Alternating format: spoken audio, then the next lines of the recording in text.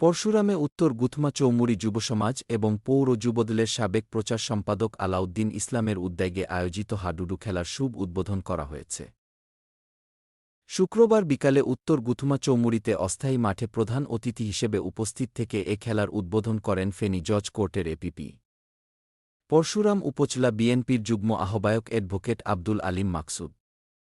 এ সময় আরও উপস্থিত ছিলেন পৌর বিএনপির যুগ্ম আহ্বায়ক নুরুল ইসলাম মেম্বার, পৌর যুবদলের আহ্বায়ক মোস্তফা খোকন, যুগ্ম আহ্বায়ক মিসফাকুস সামাদ্রনী, উপজেলা ছাত্রদলের আহ্বায়ক আতাহার হোসেন পাপরুল, যুগ্ম আহ্বায়ক তৌহিদুর রহমান তৌহিদ, পরশুরাম স্পোর্টিং ক্লাবের সভাপতি মোহাম্মদ শাহিন, পৌর যুবদলের আতিকুর রহমান সৌরভ, পৌর স্বেচ্ছাসেবক দলের যুগ্ম আহ্বায়ক মিলন খান, পৌর শ্রমিক দলের সিনিয়র সহসভাপতি আরিফ মজুমদার, ৭ নং ওয়ার্ড যুবদলের বাবু মোহাম্মদ ফারুক হোসেন প্রমুখ। খেলায় মোট ৮টি দল অংশগ্রহণ করবে।